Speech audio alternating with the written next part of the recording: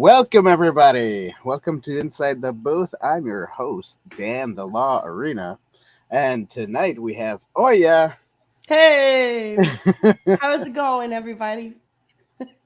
She is now the new Tabitha for Sunday, or this Sunday, anyways. Uh, Tonight we are going to be talking to a cool guy. His name is David, and he is the director and the creator of the fan film that we talked about on Tuesday. He also is the creator of the Vader Reviews show. So that's very cool. And we're going to have him on in just a minute. Actually, let's just bring him on now. What's up, Dave? Hello there. Hey, Yeah, you kind of do look like an Obi-Wan Kenobi. Look at that beard. It's the Scottish in me and the beard. I have a lot of Scottish in my family, so that's it. That must be it. So welcome. Thanks for being on the show. Thanks for having me. Yeah, you're welcome. And you know, you obviously saw our review on the last Tuesday. Now, what'd you think about our review? Was it good? I was hoping that you guys might have gone into a few more spoilers a little bit. I know Vader was in the chat saying like, "Hey, you guys can do spoilers," right? Because it's hard to talk about a movie without when you're like, you know, when that happened. Yeah. There was this one scene that this, and then, well, you know, when you see it, you'll understand. You'll understand when that scene happens, and then inevitably it's like, I don't know what scene he was talking about. You know, so it's hard to talk about a movie when you can't go into spoilers and stuff. So it kind of is. Yeah. That's why we usually don't do that. But I guess Tabitha wanted everybody to go watch your movie first, so well, we appreciate it. We really appreciate you guys helping to spread the word about the movie. So I'm still shocked how many views it's gotten. It's like we don't usually get that many views on our videos. It's like we're happy if we hit 200 views. The weird thing is when the channel first started, Vader was getting like 400 500 views a video, and then there's this one point where YouTube seemed like they're like, nope, no more views for you, and we stopped getting the kind of views we were hoping for. So we were thinking maybe after a year or so we might break 1,000 views on the fan film, because it is an hour long, and most people are watching YouTube on the crapper at work, so most people don't tune in for an hour long video.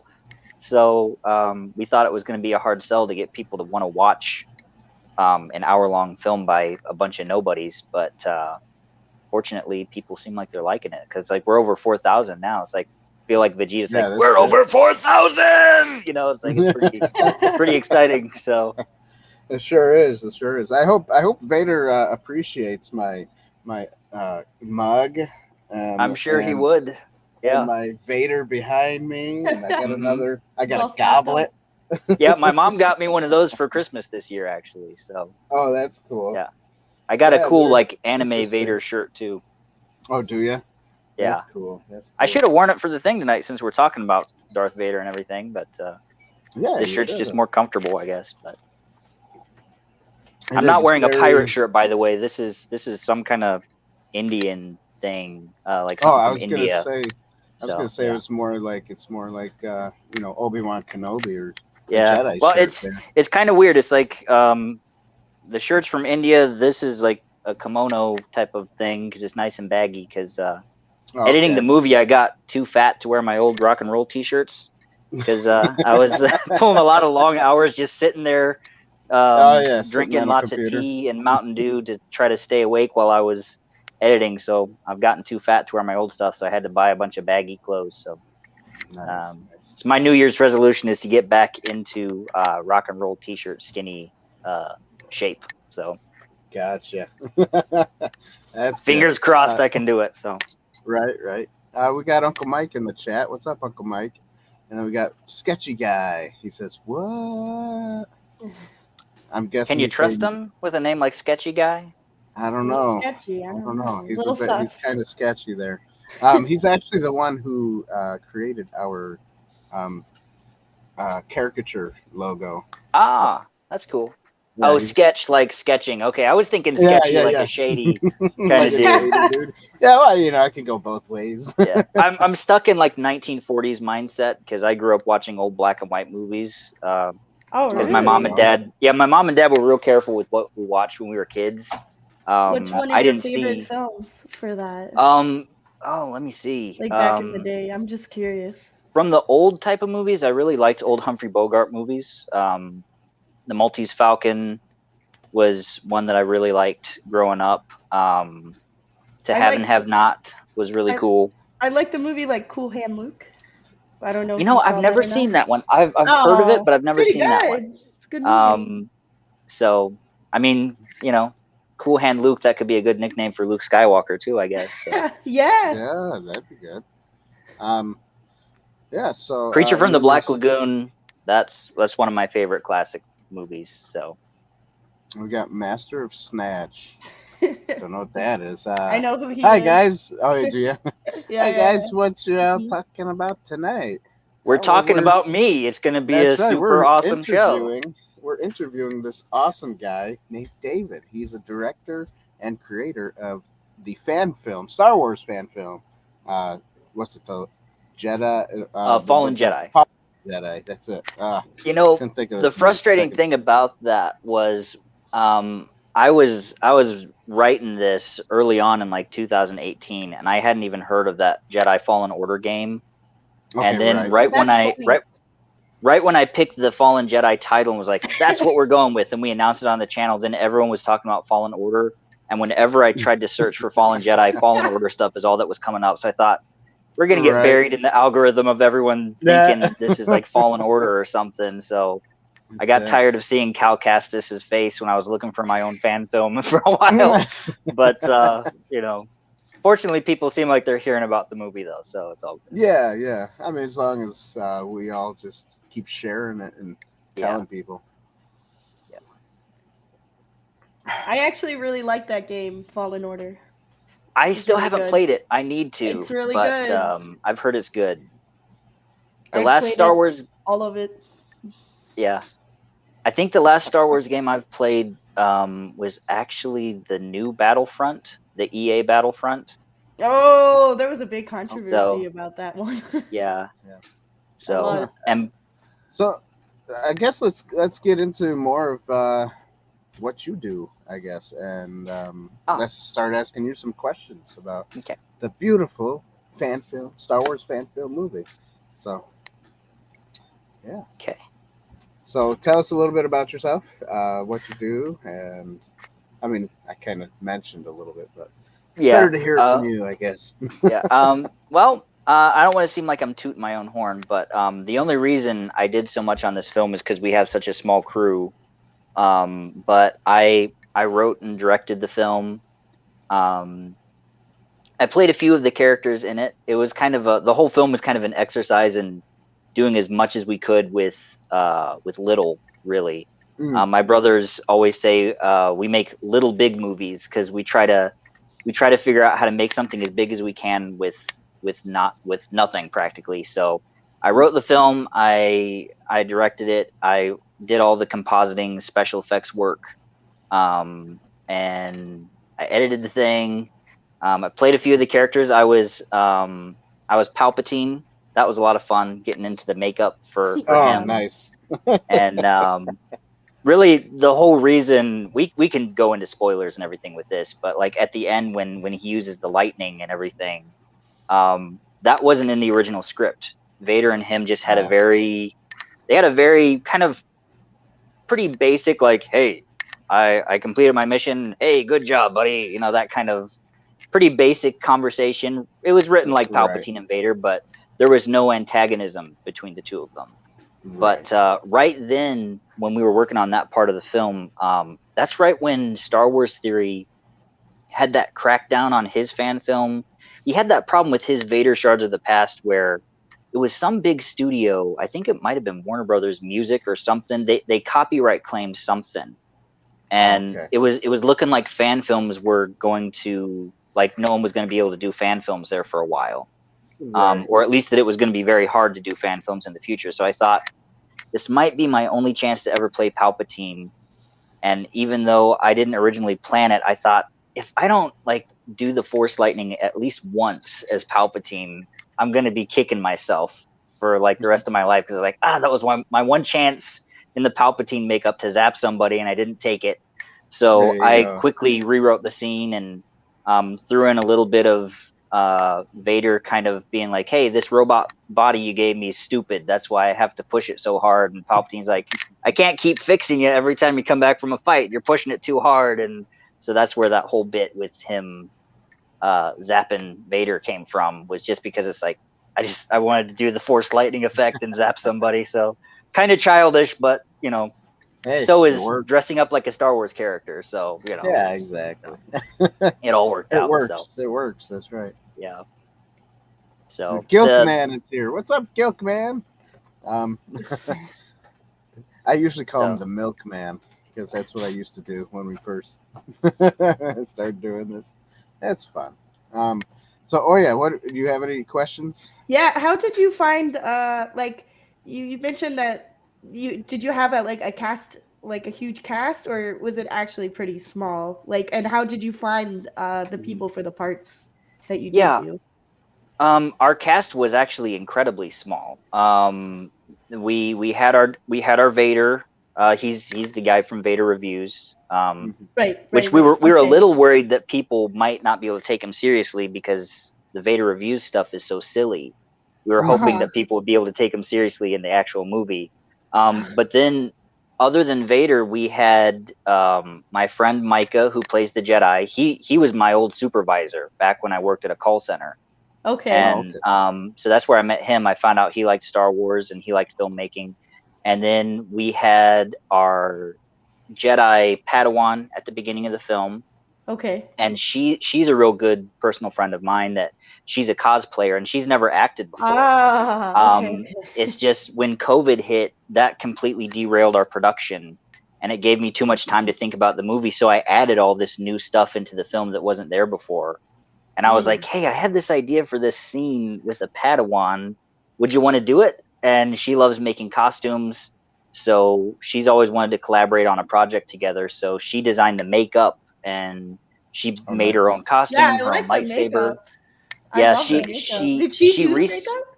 Yeah. She designed it and everything. So she designed it to look like a mixture of Amidala and some traditional Japanese wedding makeup. And her theory was, she thought it would be cool, since what happens to the Padawan. She thought it would be like an interesting kind of symbolism of Vader completely destroying everything tied to his past with the Jedi, and how, like, even though she kind of looks like Padme, he doesn't show any mercy to this Jedi. Because she thought that would be an interesting kind of thematic thing, like, oh man, he's like, he could have taken it a little easier on her, you know, because she kind of is reminiscent of Padme, but he's so far down the line of being in the dark side at that point. He doesn't care. He just does what he does, you know. And so she was instrumental in how that character looked. And we filmed all of her stuff remotely. She wasn't actually ever on location with us. She has her own green screen, and I directed her over a Facebook call. That's crazy. So, and then I composited her in with Vader later to make their fight. That's crazy. So how did you do that? How would you direct somebody over Facebook or Skype or whatever it is? Yeah. What we did is she has a green screen, so she set that up in her living room, and then she put her DSLR on a tripod. Then she had a second tripod that she put her phone on that was pointed at the screen of her DSLR. So then we got into a Facebook live chat, and I was looking through her camera of her phone at her DSLR screen, just telling her, like, okay, turn a little bit this way, a little bit that way, step back. Okay, now look up, because Vader's coming towards you. Look scared. And basically I just directed it like an old, like, silent movie. If you saw, like, Peter Jackson's King Kong, where he was like, you're seeing it now. It's coming over the hill. It's terrifying. It's large. It's this, it's that. Because I was going to redo all the sound later in post. So I was able to say, like, okay, now look to the right. Now look up. Then you see Vader. Now he's walking down the stairs at you. you ignite your lightsaber, you know, this and that. And to do the fighting, all I told her was, I called out where she was supposed to swing her lightsaber. I was just like, okay, 1, 2, 3, up, down, right, left, you know, that kind of thing. And then I just figured out a choreography for Vader to do later that corresponded with her motions. Because I have an animation background, so I'm used to animating one character and then animating another and then putting them together in compositing. So it was kind of like doing computer animation again for me, except I didn't have to animate anybody. I just had 2 people to work with and kind of put them together, because I use a free editing software called HitFilm to do all of the visual effects. And if you guys are interested in filmmaking, HitFilm Express, it's a great program. It has the lightsaber presets if you want to do your own Star Wars fan films. There's a effect, I think it's called Light Sword or something like that. And there's lots of tutorials for HitFilm here on YouTube, and that's how I learned the interface. And I just kind of practiced with it for a couple years. Was that the only program you use? Yeah, for all the visual effects. Well, I use GIMP. That's a cheap knockoff version of Photoshop. I use that to draw like any of the little background pieces. Like the way I did Palpatine's throne room, we didn't use any actual CG in the film.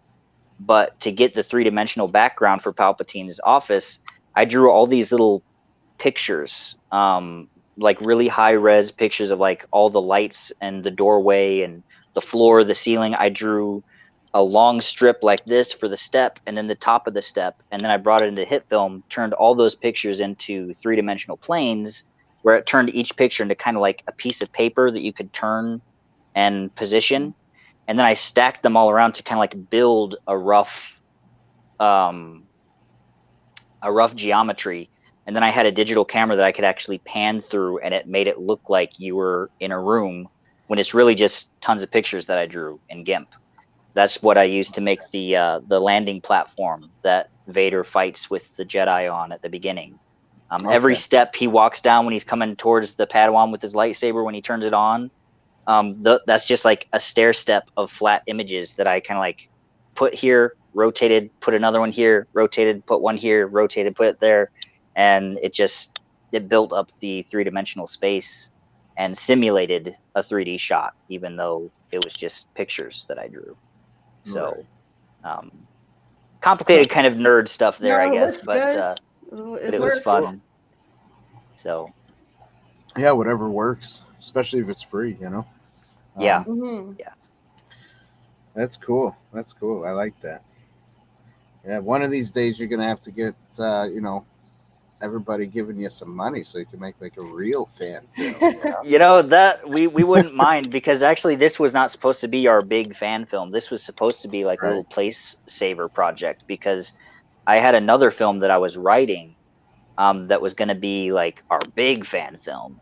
And it was gonna have like way more characters in it, and again, we were gonna have Vader fight a Jedi. I don't know how we're gonna top the saber battle in this one though, because I used up every bit of saber choreography I could think of on this one, because I choreographed the lightsaber fights for this, because me and my brothers used to play around choreographing lightsaber fights when we were kids, and we watched all the behind the scenes stuff on the prequels, and the behind the scenes on the prequels and the Lord of the Rings trilogy, that was pretty much our film school. Yeah. And so that was our version of film school, because they just documented like, well, this is how we do it. So it's like, okay, cool, we're gonna try that. So exactly. And so like, who needs film school, right? Just do it yourself on YouTube. Apparently, they got all that now too. Yeah. So, but yeah, I choreographed the lightsaber fights. I was trying to mix the style of the prequel fights and the original trilogy, and kind of blend the characters of Anakin and Vader together. I made sure to work in a lot of kind of Anakin's twirls and some of his body language into what we were doing with Vader, and then at key moments bring out the power that you're used to seeing in Episode 5 with like the one-handed fighting. And it was interesting because this is the first time I've had to like teach lightsaber choreography to anybody. I've never had to do that before because it's always just been me and my brothers just kind of making it up ourselves, and we kind of know each other's fighting rhythms. Right.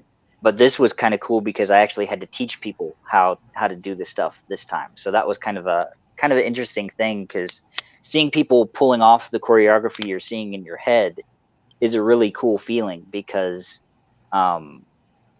it's hard to describe, because it's like you picture how cool it could look in your head, and then when you see people doing it full force, sometimes it looks better than you thought it was going to, you know. Or it looks worse. Well, actually, for the fight, it didn't really. Right. It always was better than I thought it was going to look, because nice. the cool thing was nobody got hurt really while we were doing it. How long did it take you to do the scenes in the forest? Like with the lightsaber fighting? Would have been like a day's work, or? Basically what we had to do is our camera battery died after like just an hour. So like we had an hour to shoot. So we would get out there early on Saturday, we'd film for an hour, get as much as we could, and we just go. We rarely did more than one take of anything. Okay. It was just, we pushed as hard as we could and got as much done in a day. And it was kind of like I storyboarded the entire movie out on paper. Okay. Because again, coming back to the animation background, it's like when you're doing animation, you have to storyboard everything and kind of pre-edit the movie. Yeah. Because it takes so long to do, you can't afford to just kind of wing it and do whatever you want and edit it later like some people do when they film. So I kind of took that same mentality to doing this movie, so I could check off shots of like, okay, we have this page done. Then next Saturday we got to do this next bit because that'll link in with what we did here, you know, that kind of thing. And basically we got a page, sometimes a page and a half if we were lucky, of storyboards done in a filming day, and we had hundreds of storyboards for this whole movie. Yeah, I was gonna ask how many storyboards. It was altogether. Let me see. It was over 300, something like that. Okay, wow. Yeah, that's a lot.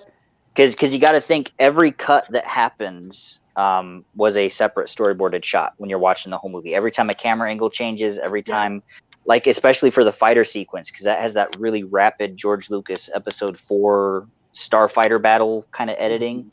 Yeah. Every little shot had to be rendered out and composited, because all of that was complete green screen stuff. So I had to make a special effects shot every single time, even when they're just sitting in the cockpit of their ship, because we didn't have a set. I had to, like, I took a clip of Obi-Wan from Episode 2 when he's in his starfighter, when Django's chasing him through the asteroid field, and I painted Ewan McGregor out of his cockpit in Photoshop. And then I used that image to be our Jedi starfighter, and then I took an image from Episode 4 of Vader and his TIE fighter, painted him out of his cockpit every time we showed Vader in his cockpit. And then we just filmed our Vader pretending he was flying, and then we filmed our Jedi just kind of like going back and forth pretending they were jostling around in their spaceship. And so I was the Jedi Master that got blown up too, the telepathic guy. That was me in a rubber mask. So that was fun. So, yeah, our Jedi, just to tell you, to go back to, I never finished answering your question, sorry, about how many people we had in the film. I was Master Yule, the telepathic dude, and I was also the Rhodian bounty hunter, the little weaselly Greedo guy. Yeah. And I was actually speaking Huttese. I was speaking Huttese. My mom and dad, they got me the Galactic phrase book and travel guide that Ben Burt wrote, and he has Huttese in there, so I translated his dialogue. It's a mixture of Huttese and Bocce, because I had to kind of he didn't have all the words I needed in Huttese to say the dialogue, so I put a little bit of Bocce in there, and I had to make up a couple words of gibberish here and there. But it's, if you were a Hutt, you'd know basically what he's saying, and it actually is true to the scene. So he was fun because he was all body language, because it's it's a stiff bug face and big rubber hands. So you can't act like a normal actor would. You have to get everything across with all your body language. Right. So that's why I was like doing all the head twitches and everything like that with him, to kind of give off his nervous kind of weaselly personality the best I could. And then with his voice, I just ran my voice through Audacity, another free program. That's what we used to do all the ADR in the movie, redubbing all the dialogue. We just used Audacity, and I just did 2 passes of my voice, put like a doubling, like echo effect on it. And to do a Rodian, all you have to do is kind of think more kind of like to project from like right in here rather than from here. So everything comes more from up here, you know, kind of like a nasally kind of sound. So then when you're doing the like that kind of thing, then you put the doubling echo effect. Then it gives it that weird kind of almost mechanical sound that Greedo's voice had, and then you sound like a Rodian. Then we have all kinds of effects we put on for the Vader voice and all that. So, but my friend who played the Jedi, he was every single stormtrooper in the movie. Oh yeah. Oh nice. Okay, We just, that's funny. whenever you're seeing multiple stormtroopers, we filmed him several times, and I just composited him in separately. Yeah. So so when he cuts off the arm and head, he's cutting off his own head and arm, basically. So, and how we did that was a cool little thing, because he stood there without the armor on one sleeve, with his arm just kind of like pulled over the side so it wasn't sticking out. And then he acted like he was getting chopped. And then he put his arm just in the sleeve and held his arm out there and just kind of went like, "Wah," with his arm. And then we took the helmet and just kind of like dropped it and let it roll back towards the camera. And then then I kind of took all those 3 puzzle pieces of just the helmet, the footage of him with his arm kind of tucked back so you couldn't see it, and then the raw footage of like just his arm. I cut the arm off and kind of like attached it to the other footage of him so I could separate it when it needed to be separated. And then I put the helmet on so it could like drop out of the way, and I just cut his head off with the masking tool. So that way his head looked like it fell off at the appropriate time when the Jedi slashed. And so he's cutting his own head off through turning him into like a little paper doll that I could like assemble and disassemble in post. So that was kind of a fun special effect to do. Yeah. So must have taken a long time with an old computer. That's for sure. Yeah, because the computer I have, it's just a crappy little $500 laptop from Walmart, and it's actually half underpowered for the program I use.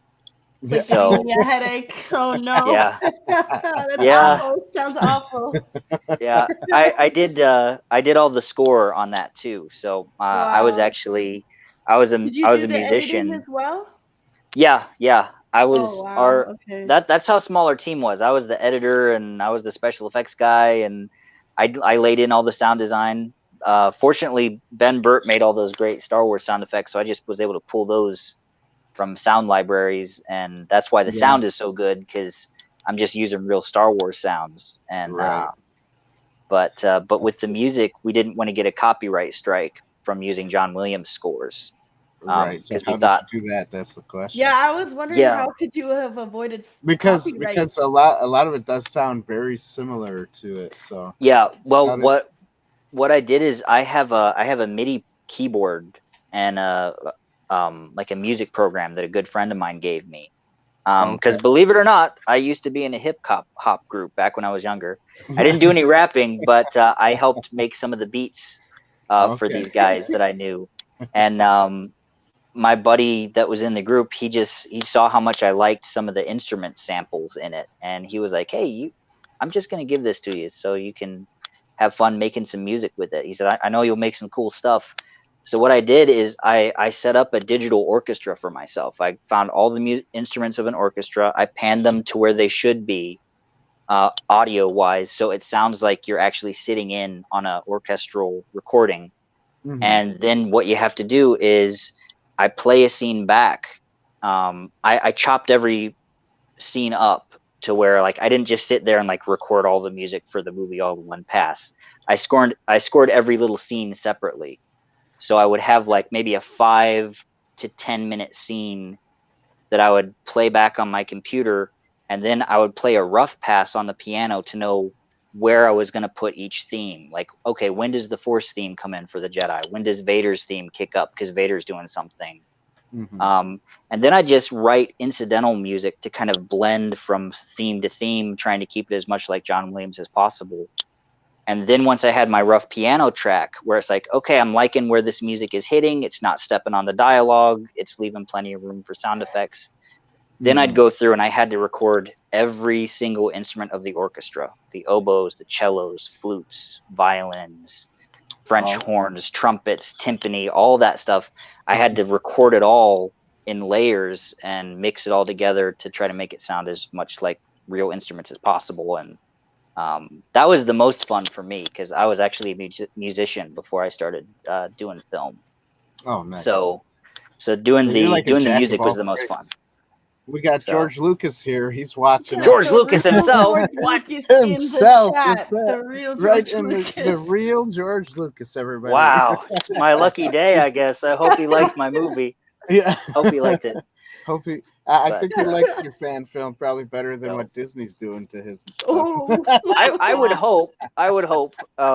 But yeah, so even some of the choir, like at the end, when there's that kind of sad part when the Jedi's doing the Jedi prayer and everything like that, that's my voice in there doing the choir part. I just kind of layered my voice about like 20 times, put a crap load of reverb on it, and and it turned into the choir. Even the little part, it's kind of weird. I've always been a tenor. I've always been able to sing pretty high.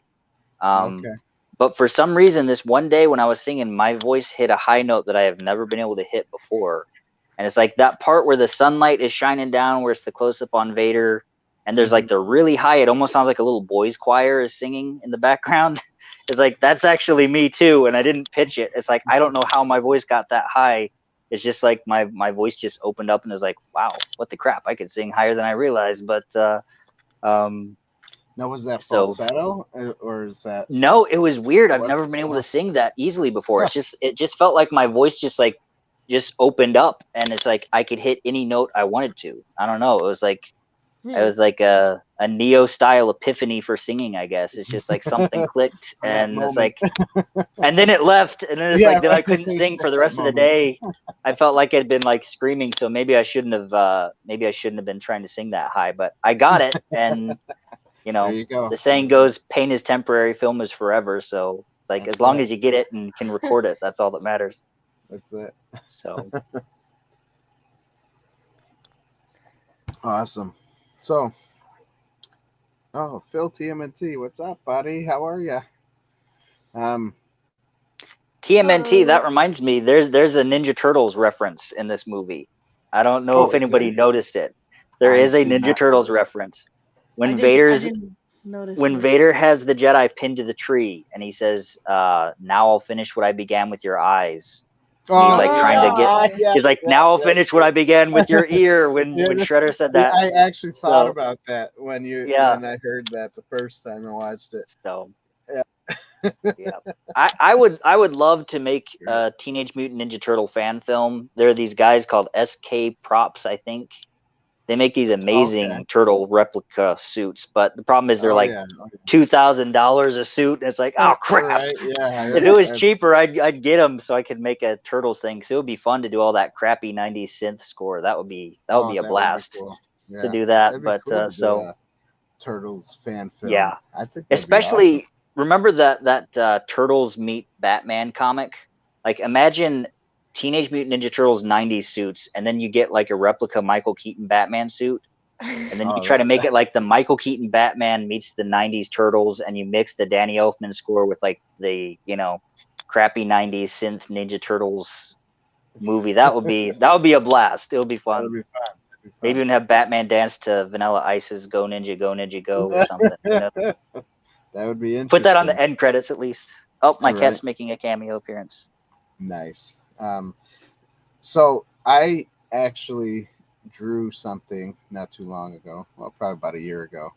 And it's, I did one of those crossover drawings, Teenage Mutant Ninja Turtles with Ghostbusters and Star Wars, all three together. So that would be cool. Yeah. Did you give Leo like blue lightsabers?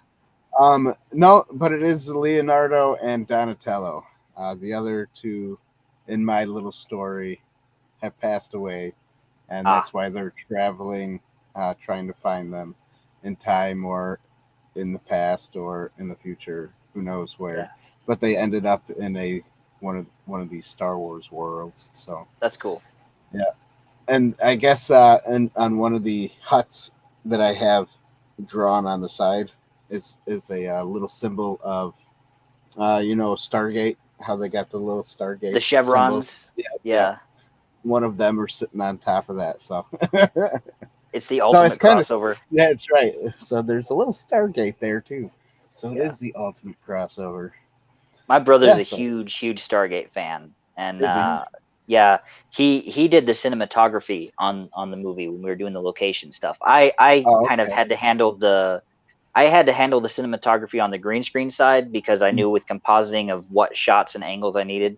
But all the location stuff, well, not all of it, because some of the days he was sick and I had to go out there and film. Whose forest was that filmed in? Was we it your backyard or a park? It was. I was wondering about that. Yeah. We part of it was a little green belt back where my friend used to live. He moved now, so he doesn't live near it anymore. But like part of it was just a little green belt back where my friend lived, and the other part was just a little park next to a school. The second volley of the lightsaber duel where they crossed their lightsabers and the sabers hit that vine and all that where Vader kicks the Jedi. Mm-hmm. That's in a park.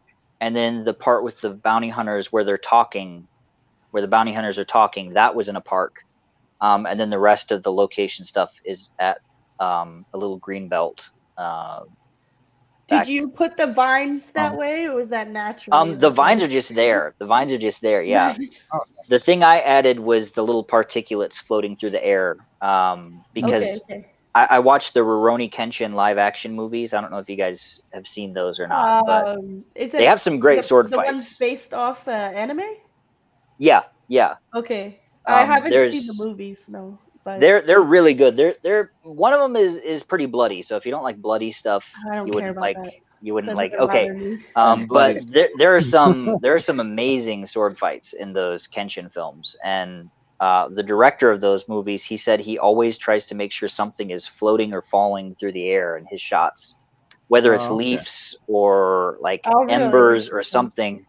Because he said that'll give your scene movement and dynamics, even if people are just standing around talking. And then if they're fighting, it makes it even more dynamic. So to try to make it look less like just, another fan film where guys are in the woods. Gee whiz, where have I seen this before? I tried to put that in there to make it look a little bit more cinematic, hopefully. And I don't know if I was successful or not, but that's what I was trying to do anyway. So made me feel better because I edited the movie a little bit more. So this planet has a really bad pollen problem, apparently. So, allergies would be killer on that planet. So Miss Martin Muse, hi. And then we got Ryan from Legion Games. What's up, Ryan? How you doing, buddy? So as far as the color grading on the forest scene, what I did was I was thinking, like, I was looking at the footage and it's like the choreography's working. I like the timing, but this looks like crap because it looked like some old hunting videos my dad used to watch, because it had that like grayish, bluish look that a lot of forest footage has. That kind of like super high contrasty, washed out colors look. Almost looked like we were like trying to film Bigfoot or something, but we never got a shot of him. It's like it looked really nasty. But then I remembered, like, hey, the ending of Lord of the Rings, they're fighting Uruk-hai in the woods. That should look stupid, but it looks really cinematic and cool. So I popped in the DVD special features for Lord of the Rings because I remembered they had a segment on color grading. Which the guy who color graded Lord of the Rings, if you didn't know, the cinematographer and color grade guy, he worked on Babe.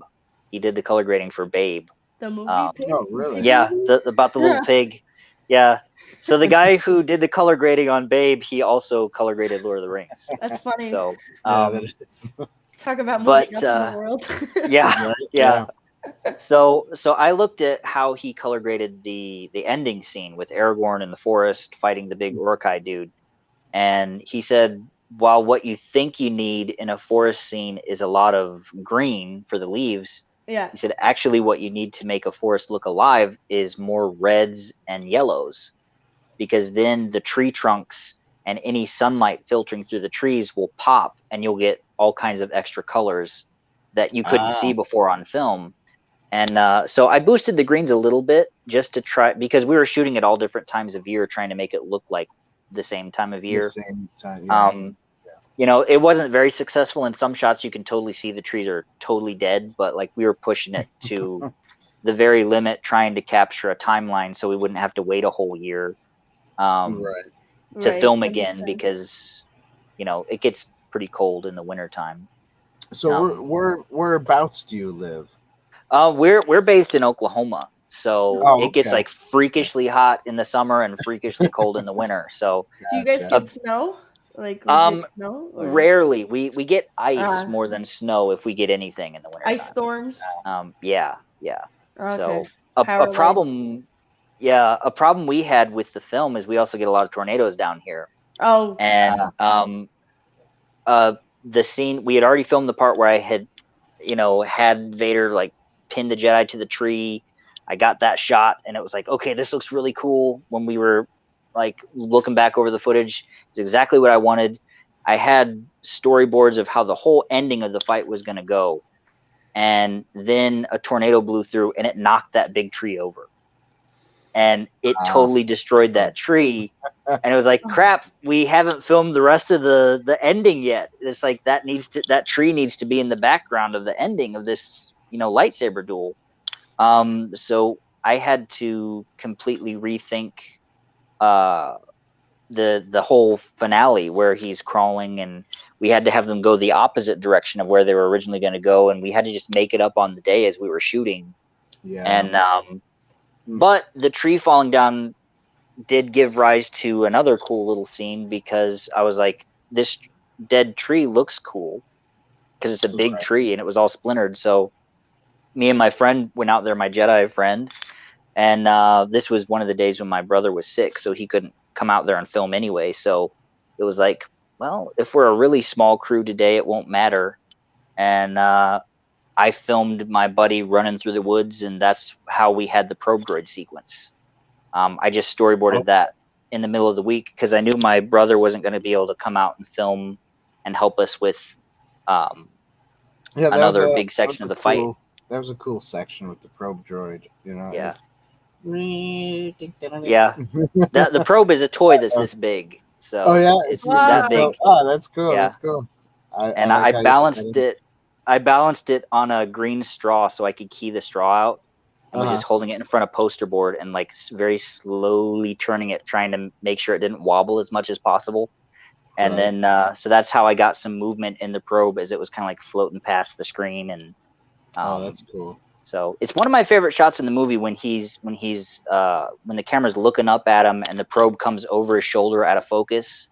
Mm-hmm. That's one of my favorite shots of the whole movie, because the out of focus thing, it made it look a lot like the probe was really there on set with them. And I was pretty happy with that. And after the big platform sequence and all the fire, it is kind of a nice way to sort of slow down and be like, okay, kids, calm down a bit. It's gonna be okay. Just hold your pants on, and Vader will show up again later, but we'll just got to relax for a little bit here. So but that was a fun sequence to do. And so just real quick, that the fire that you did when at the beginning, was that all done in that just one program as well? Yeah, I just used little snippets of fire footage from Action Essentials, the Action Essentials pack. Oh, okay. And I placed them in all over the place, behind the guy and in front of him, and did a whole bunch of I did like a heat distortion effect. Yeah. That kind of like went halfway up the screen, because a lot of times when people put digital fire in their films, they forget that there would be a heat distortion on the camera if fire was really there. Right, there wouldn't. So, and then I did a lot of layers of smoke and embers, and that whole thing, that was the very last sequence that I completed Oh. into editing. Okay. Because it took so long to do all the stuff with the spaceships and the platform and the fire and right. Yeah. So I would it looks like it took a long time. Yeah. That shot when Vader's standing there and the smoke all blows in front of him and he disappears behind it and everything, that's my favorite shot of the whole movie, because for me, just because of how hard I know it was, because I had to do his lightsaber effect twice and put a weird distortion effect on it so it looked like it was reflecting in the platform. And I had all those layers of embers and fire, the clouds moving behind them, the TIE fighters flying by. Every TIE fighter in the movie, again, is a toy this big. Nice. It's a little Micro Machines TIE fighter. Nice. That's fun. I would just like run a table lamp over it just to make the light change over the model. Okay. And then as I flew it past and like just changed its position and size in the program, I didn't actually move the TIE fighter at all. I filmed it stationary and passed the light over it, and then I move it in the program to make it look like it's flying past, and put motion blur on it in post. And then the light, you put motion blur on it. Good. Yeah, because that's another thing people forget. I've seen a lot of people do like little motion control stuff of their models and trying to make toys look like spaceships, and they always forget to put a motion blur on it. Yeah, you gotta have motion blur. Because when you look at the old Star Wars stuff, there's always like the really way off in the distance shot of it. It's like it's all blurry. Then it's really crisp, like right through here. But then there's that quick ramp up when it goes out of the shot, and that's when you need to really crank up the motion blur again. Yeah. And to get the flight paths, I actually captured some of the shots of spaceships from the movies, and I played it back, and I did like a poor man's motion control and poor man's motion capture, I guess I should say. And I actually like made my little ship take the flight path frame by frame of real Star Wars shots to get some of the flight paths to go where I wanted them to, because it was like, that's the shot I want to do, so I might as well just see how the experts did it. And there's no use like reinventing the wheel. I'll just copy their flight path, copy when the motion blur gets bigger and smaller, and then I'll just put it in front of my own stars. And so that's how I made my own shots, but they still look like classic Star Wars shots. So nice. Yeah, that's cool. Good. It was a lot of fun. It sounds like fun. Sounds like a lot of work. Yeah, I got sick of doing lightsabers. I will admit that. I got sick of doing lightsabers. Oh, I'm sure. Yeah. Basically every frame I had to reposition like the lightsaber blades. Even when it looks like they're holding their lightsabers pretty still, there's always like these little tiny wobbles in someone's hand. Yeah. And it's a nightmare trying to get those lightsabers not to be like jittering around when people are holding them still. And like an idiot, I kept telling my friend, like, hold your lightsaber and point it at the camera. It'll look really cool. And then I ended up having like days of having to go frame by frame trying to put his lightsaber in there so it looked like he was pointing it at the camera and stuff. And now, did you do it the old school way where you had like the long part where you would just like stop the video, put the thing in there, and then start filming again? Or did you just no? No? Oh, okay. It was all, the lightsaber effect was all completely in post. It was for shots where they had to turn their lightsaber on and off, there was no blade in the hilt, and they had to just pretend to turn it on, and then I had to line up a blade frame by frame. But then film for scenes where we were actually fighting, where there was contact, we had carbon fiber tubing clipped into our hilts, so we could actually contact each other. Did you use any tracking for the saber, or was it just hand paint or hand done animation? I had to do it manually, frame by frame, because my computer's underpowered and I couldn't do any tracking. HitFilm can do tracking, but my computer can't do tracking. I was just wondering. So every time a lightsaber passes behind someone's head or something like that, where you see it coming out the back end, I'm trying to do it with my arm, but I can't get there you go. So like if my hand is the other part of the blade, frame by frame, when it passes through, I have to mask out my entire head for every frame the lightsaber passes behind something. So for my friend who had like a bandana on that was flapping in the wind as we were swinging our lightsabers around, I had to like you know, mask out his bandana, mask out tree branches, mask out all kinds of crap. And it was like, That sounds why about did we right. film in a forest? It was such a nightmare. But Yeah, it, that's tough. That's tough. yeah, it looked good though when it was done. So it was always painful while I was doing it, but then when I had a new sequence done, it was always a joy to watch it, because it was like, this looks like Star Wars, you know. So right. yeah, That's cool. That's cool. Well, before we keep talking here, we don't have. I'm going to jump into a small commercial break. okay. All right. So everybody, you know what we do here. If you don't, I'll tell you. What is this place? What is it that you do here? Merchandising. Merchandising, merchandising, where the real money from the movie is made.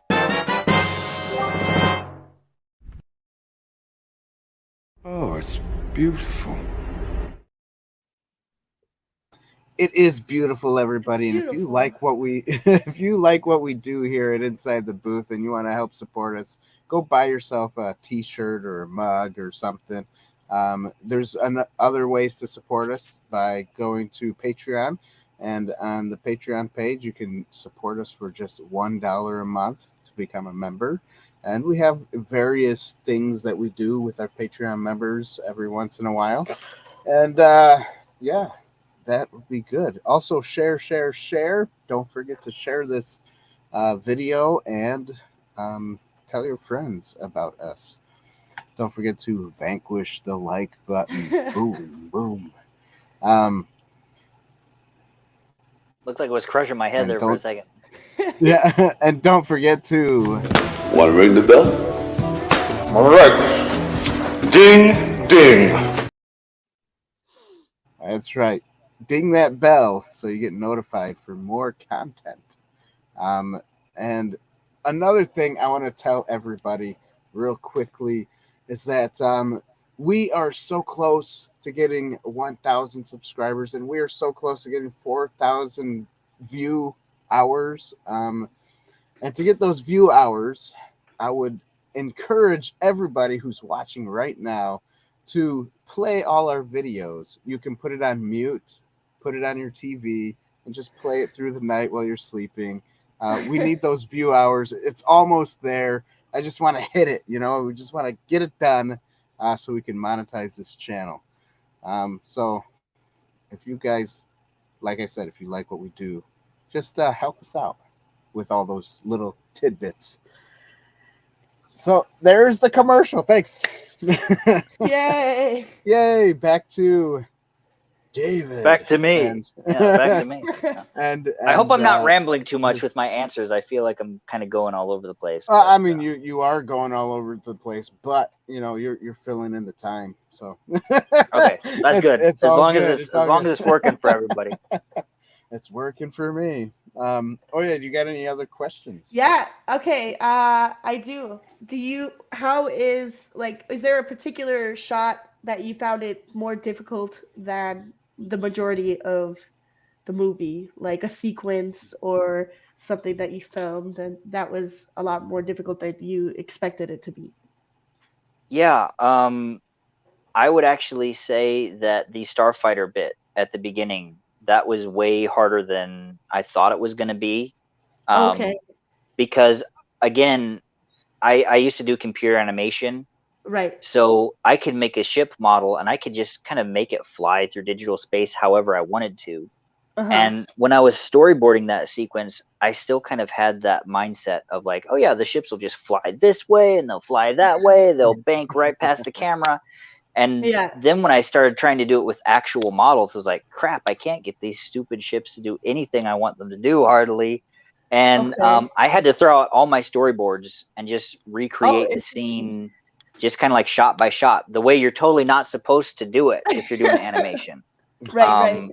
So I had to completely remake that entire thing. All I could keep was the pacing of when people were talking in the cockpits of their ships. And I had to just like fill it in to like try to make it into something. And in the end it worked, but it was a nightmare trying to get that scene to go.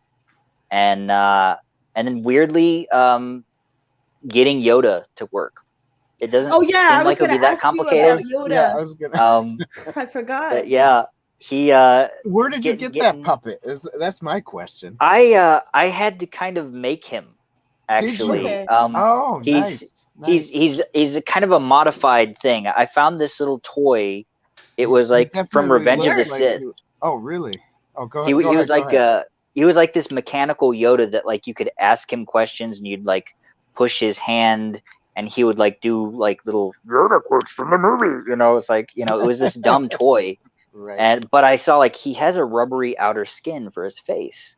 So I thought if I buy that toy, I might be able to cut the rubber skin off of the mechanics and turn it into a puppet. Because I couldn't find a Yoda puppet anywhere. I looked all over the internet. I was thinking, even if we have found to, something, it would have been expensive, I'm sure. yeah, Oh. yeah, it had to be really expensive. Like a real Yoda puppet. Yeah, I wanted to get one that was full size, but he ended up being like he's basically a hand puppet. To do Yoda, it's like my two fingers are like this, operating one arm. The other is kind of like operating the cane my dad made for me out of wood. And then to move his head around, I just kind of go like this inside his head, like that, and then like push like this to make his little lip pooch out, so it looks like he's talking. And he's a little tiny guy, and so trying to get him to look. Have him with you, I would have said, let's see. If he wasn't back in my room, I could get him for you, but it would take me too long to get back there because my room's a total mess. My room is currently a prop storage room now. You got all kinds of costumes and crap back there, and it's I'm actually sleeping on the couch now because my room's so full of costumes and props and crap. So I gotta get that rearranged so I can get back to sleeping in a bed again. Yeah. So, but yeah, Yoda was difficult. And the scene with the Padawan with my friend Jessica, that presented challenges just because I was directing her over Skype, but it wasn't as hard as the other stuff was. Weirdly, the fighters were the hardest thing to do. So, but yeah, that was another character I did, was Yoda, I guess. So. How has the feedback from the viewers been? Pretty good, positive? It's been really nice. There were like one or two comments of people being like, it wasn't that great, you know, but most of the people are like they seem to like they're loving it, and it's been really overwhelming actually seeing people's response to the film, because you know, the internet being what it is, we were expecting Yoda, people to be very hostile. Did look a little. Oh, really? Yeah. Oh. Yeah. I thought you're people were gonna surprised be with really how. mean. Yeah, you're surprised on all the good comments. Yeah. Yeah. It's nice to see. I was reading them the other day too. I was like, oh, that's cool. Yeah. Everyone's positive about it, which is nice. That's good. That's good. Yeah, people seem like they really liked, like, the big thing people are always talking about is the fight, the writing, and the acting. So that's pretty cool.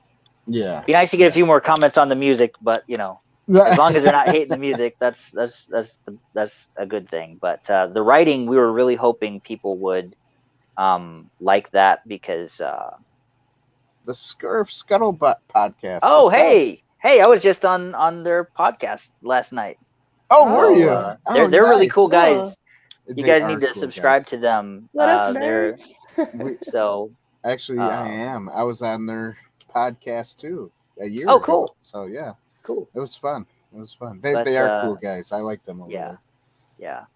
So I'm thinking at some point we need to try to get like a group watch along with some of you guys, and just watch the movie on a live stream, and then I can kind of talk through different things that we did. That'd be kind fun. of almost like a watch along / commentary. Cool. See if I can get my buddy who played the Jedi on it with us, and he can give some of his perspective on stuff, because he was fighting blind literally through the thing. He's a blind Jedi, but his contacts, he couldn't hardly see a thing. So when Vader was coming at him, all he saw was like this big black shape just flailing at him, and you know, he couldn't hardly see anything. So, and so it was pretty rough for him because they were like, the fight was like full force. If anyone made a mistake during the choreography, someone would have gotten smacked in the head with like a baseball bat type of swing. Yeah. Oh, I'm sure. And fortunately, that never happened. Well, I guess it happened to Vader a couple times, but he was wearing a helmet, so it only dinged the helmet a little bit. Those Black Series helmets are tough because it just put a couple of little dings in the side of the helmet that like you can't even hardly see them unless you're really looking for it. So how expensive was that helmet? The helmet was $100. I was actually building one because I was planning to make a Star Wars fan film, because at that time I didn't know they made Vader helmets you could just buy that weren't like over 200. And then my brother came home from Walmart and he was like, that helmet you're working on, you might want to see this before you try to finish that, because there's a better one at Walmart. It's like a full encased helmet, because I had bought one of those cheap half masks that they had a while back. Okay. And I was trying to create the back half, the back dome, and the back part of the brim. I was trying to build that myself to modify it, because I saw a YouTube video where a guy did that. But then my brother was like, we might want to get this other helmet because it's a lot cooler. It's actually like the full thing. Yeah. So we got that and started just kind of hodgepodging the suit. That's why there's two suits in the film. The suit Vader's in the woods, that was like the first Vader suit we put together for the channel.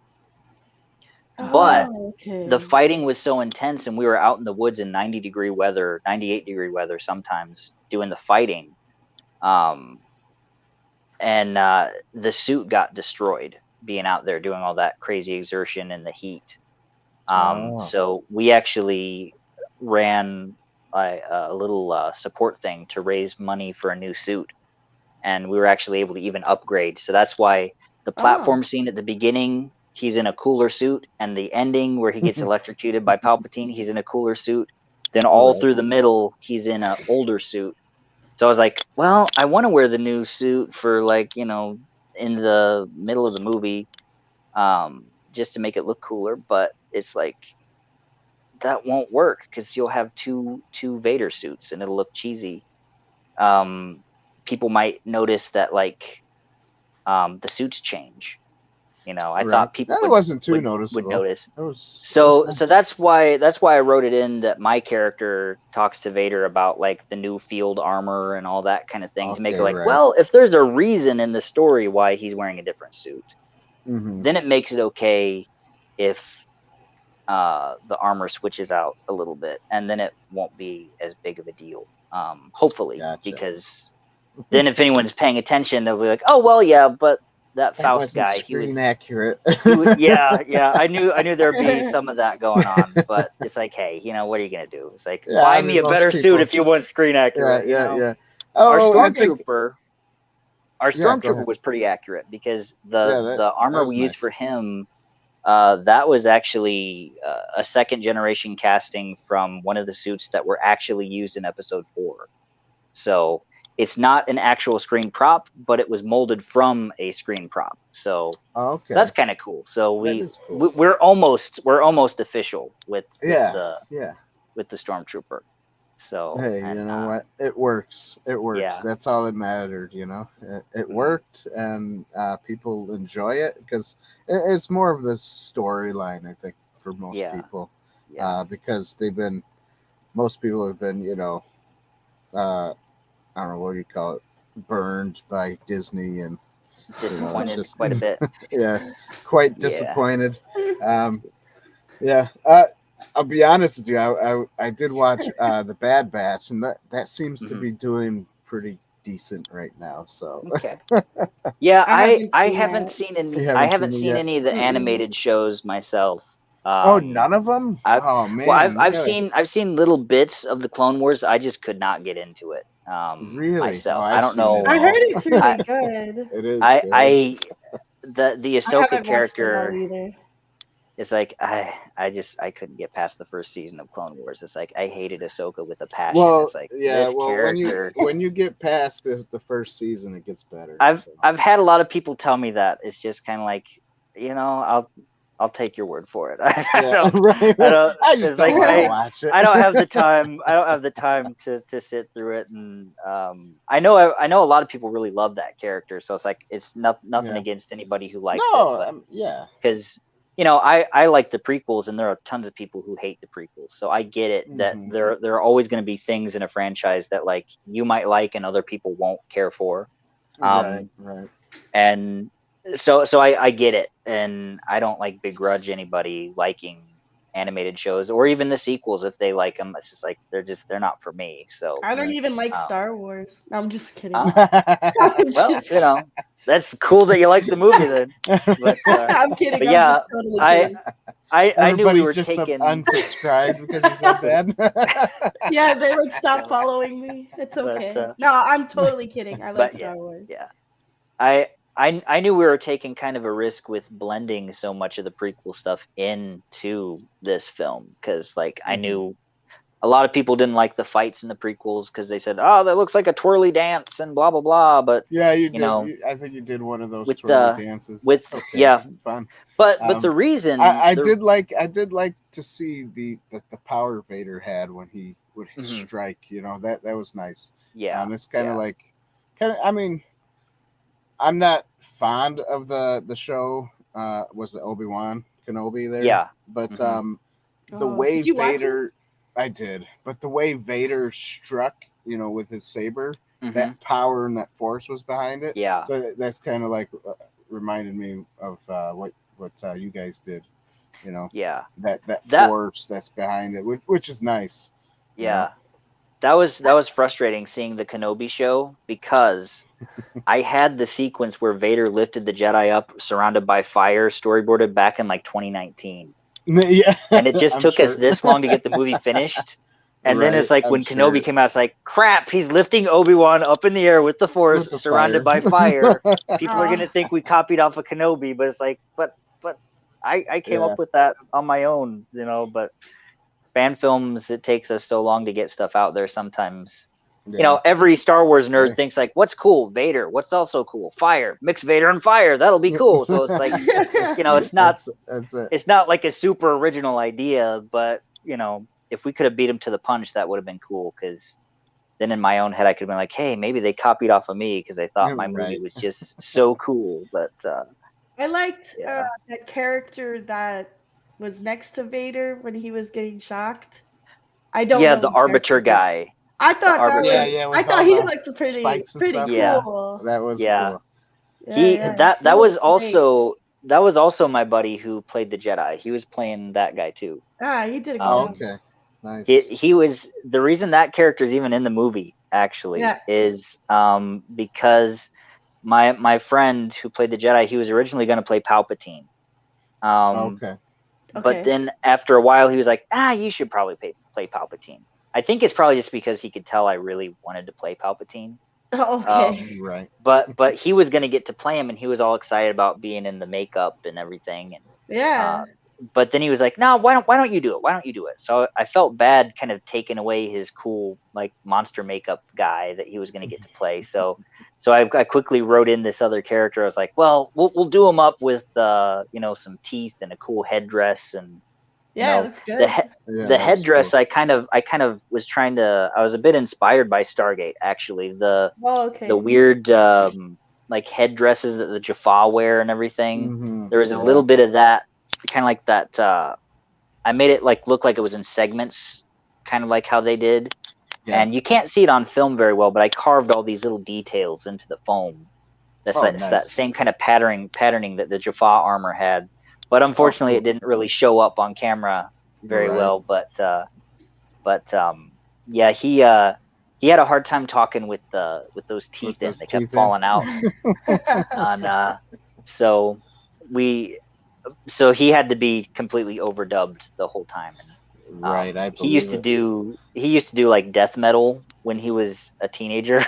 So that's where his like deep like "Rah," kind of voice comes from. Gotcha. That and a little bit of Dr. Claw, he said, from Inspector Gadget.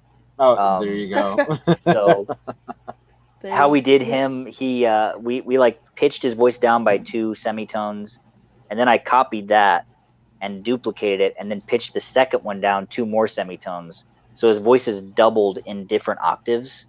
Okay. And then after he read off his dialogue, I read this kind of wheezy, whispery version of it on time with what he was saying, and mixed those 3 voices to make one weird kind of off-putting voice that's like doesn't really sound like a normal guy. It almost sounds like Like being an possessed alien or something.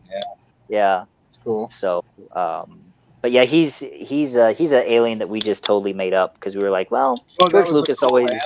I like the alien. I did. What was nice about that alien was that it looks George Lucasy. It looks Star Warsy alien, because a lot of these fan films, they do put aliens in there, and it's like, man, that alien looks like from Star Trek instead. Yeah, of they do like a nose, a or prosthetic nose. Yeah. Or they do something that's more Star Trek-y instead of Star Warsy. Yeah. So that was nice to see that you created this character that looked Star Wars universe like.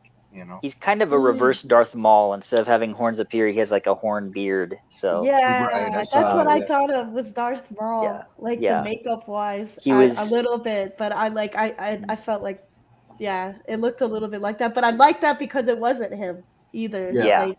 It wasn't like a direct copy of him. We were. I was inspired mostly by kind of like the Emperor's creepy little advisor dudes from Return of the Jedi. Those old guys that follow him with all the weird hats. They never say anything. They're just on screen for like a couple seconds when they're walking out of the shuttle.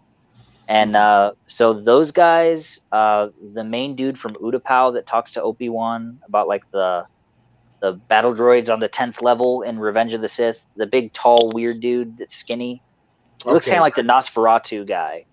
I was also inspired a bit by the Night Sisters, because I haven't seen much of Clone Wars, but I've seen images and clips.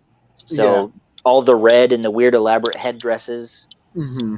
And then obviously Darth Maul and what's his brother, like Savage Oppress or something like that. He's like the yellow Darth Maul guy. Mm-hmm.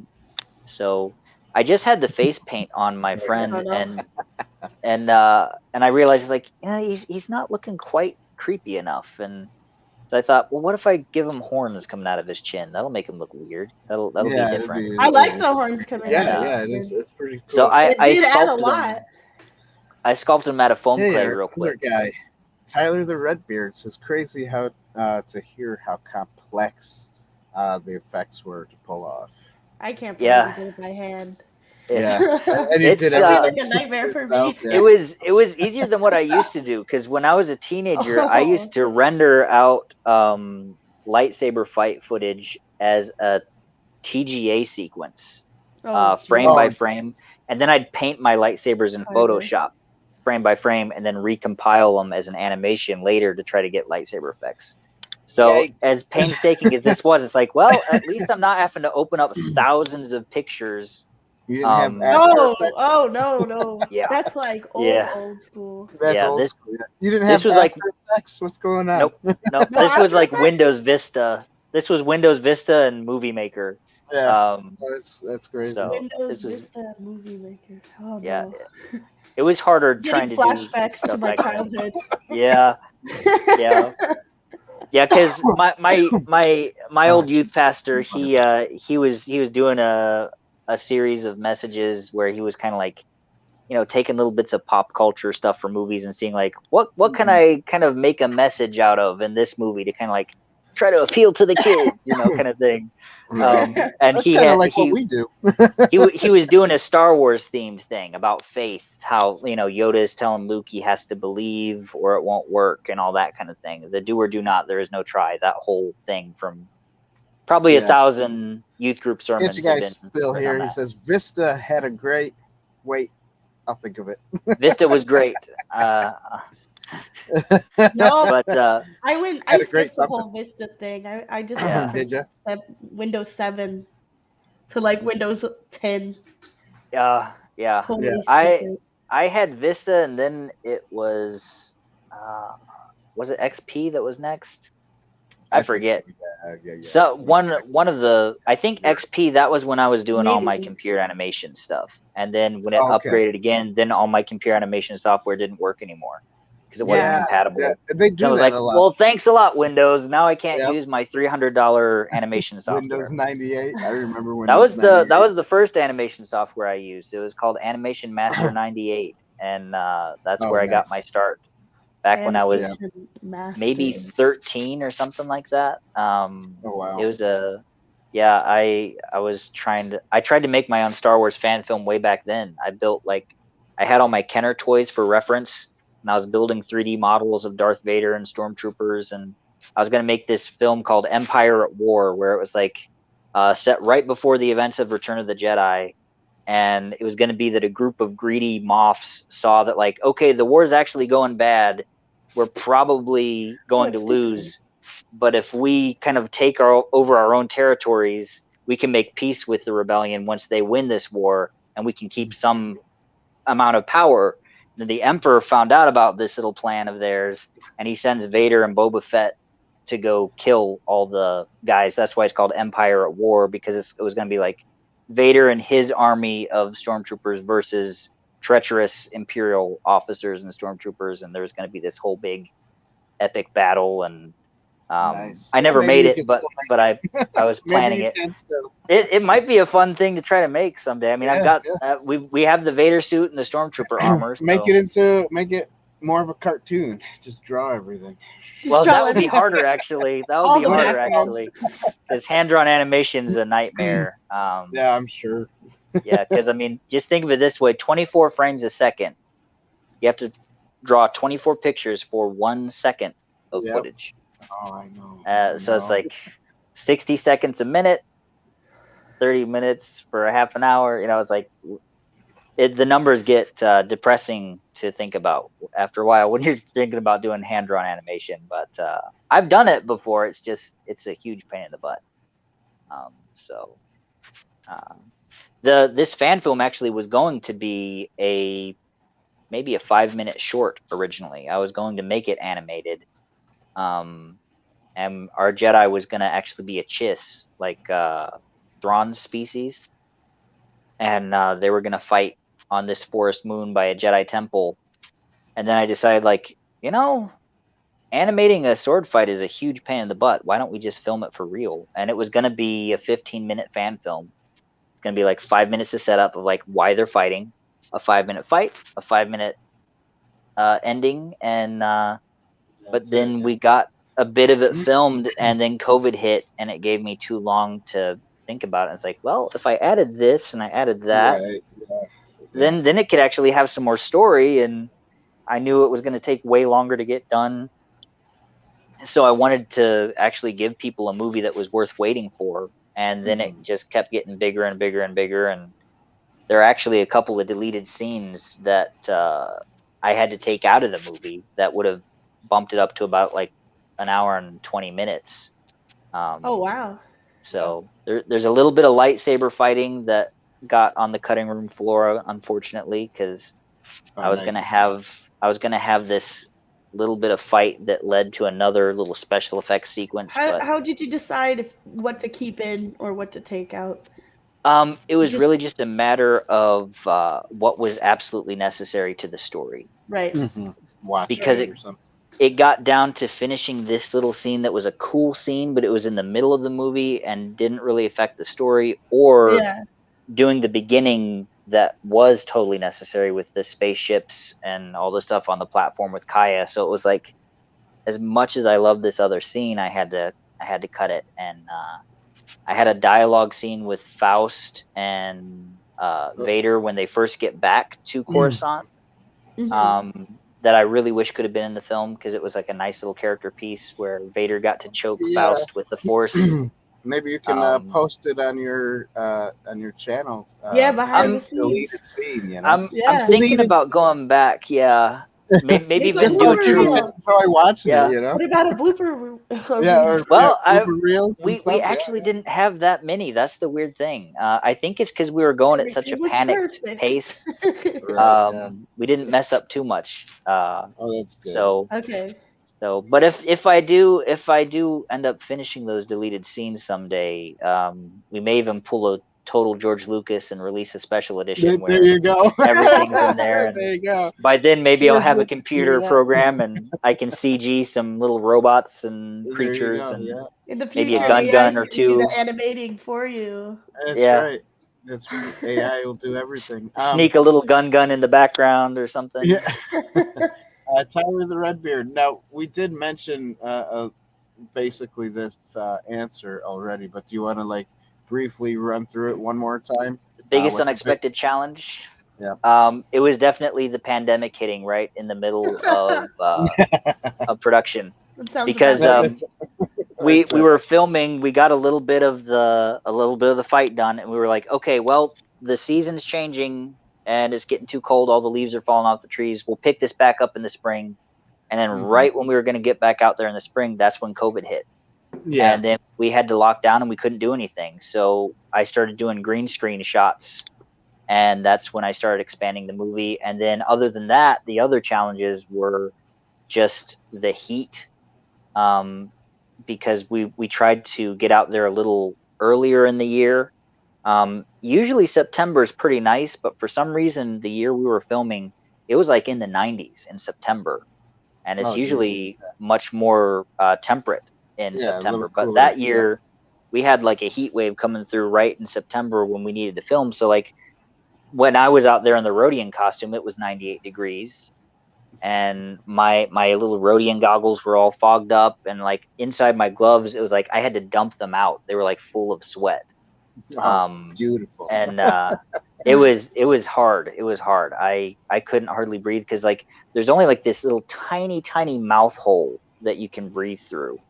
And I couldn't see out of the goggles, so I was walking blind through the woods in that Rhodian costume. I could see this hazy blur of white of the Jedi's costume when I was pointing my gun at him, and I had to keep asking my brothers, like, is the gun pointing at, am I pointing at him, or am I, so like a couple times for a take, I had to point my gun out there, and then my buddy had to be like, okay, grab my arm and be like, okay, now it's pointing at me.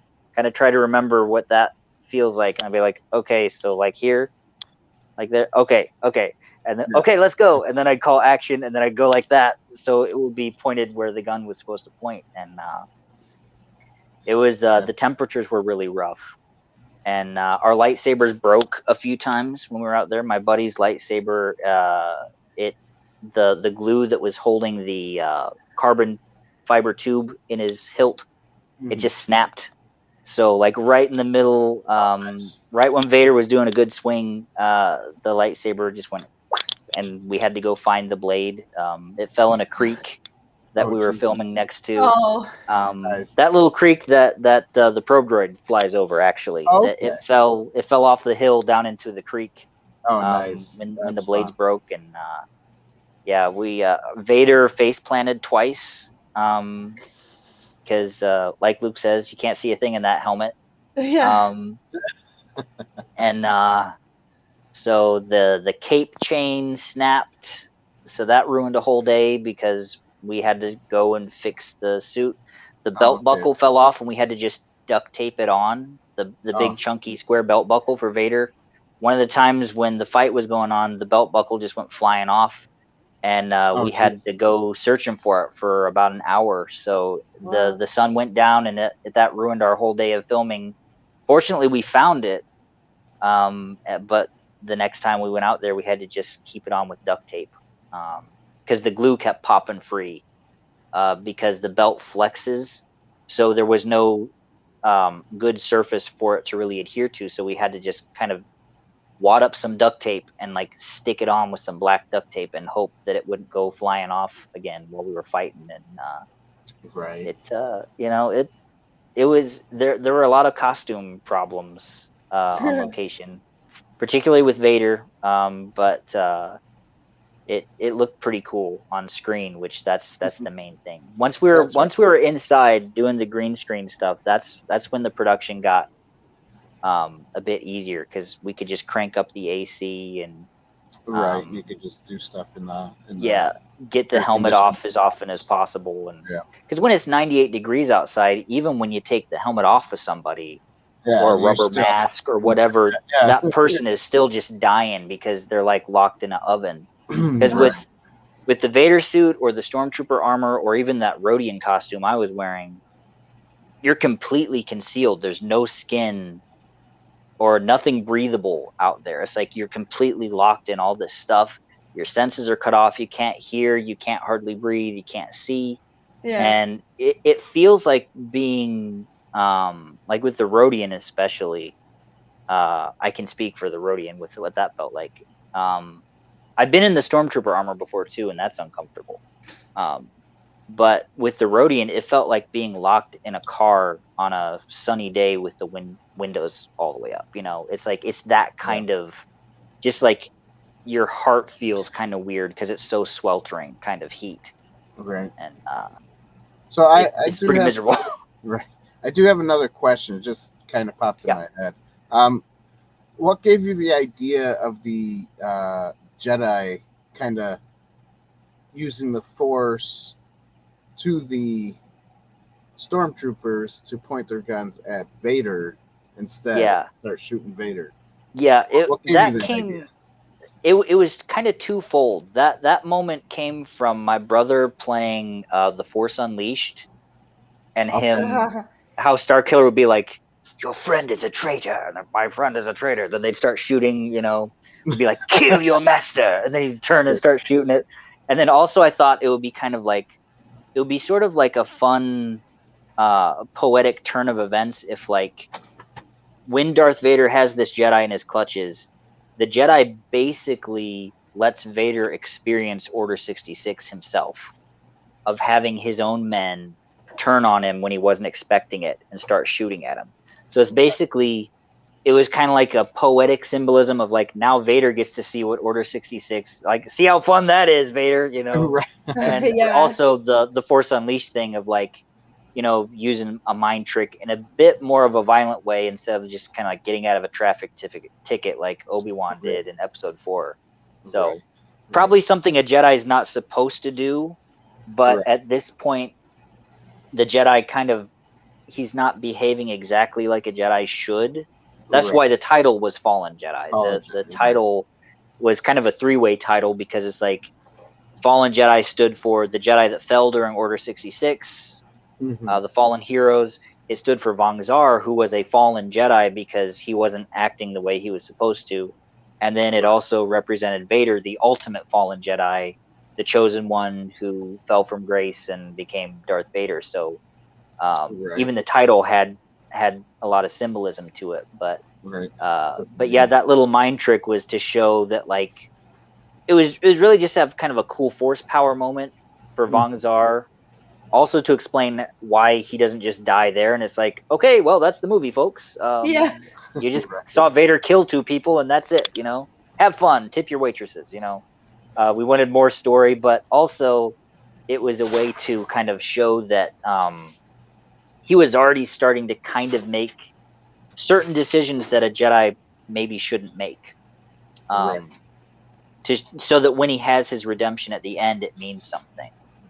Because we wanted to take this character through a whole journey of kind of like experiencing a big loss, responding to it in the worst way possible, where he's justifying everything that he's doing to himself of like, no, I don't want revenge, I want justice. Yeah, I want justice, that's what I'm doing.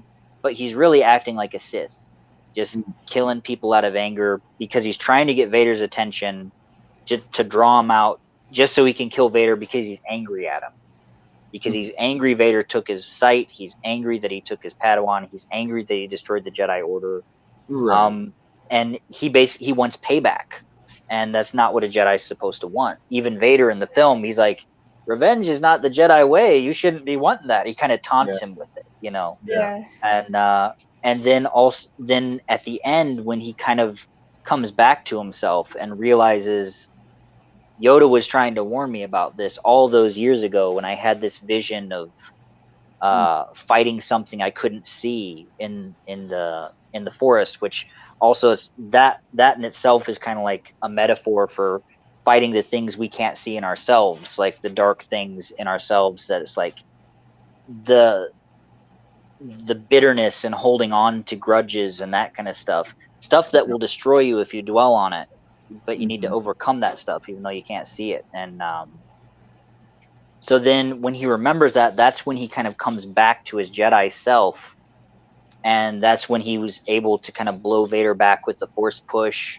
And then from that moment, he's a changed character, because now he does the complete reverse of what we usually see in a Star Wars movie. Usually Star Wars movies are all about, there's some Sith being like, join me and we can do this or that, you know, join the dark side.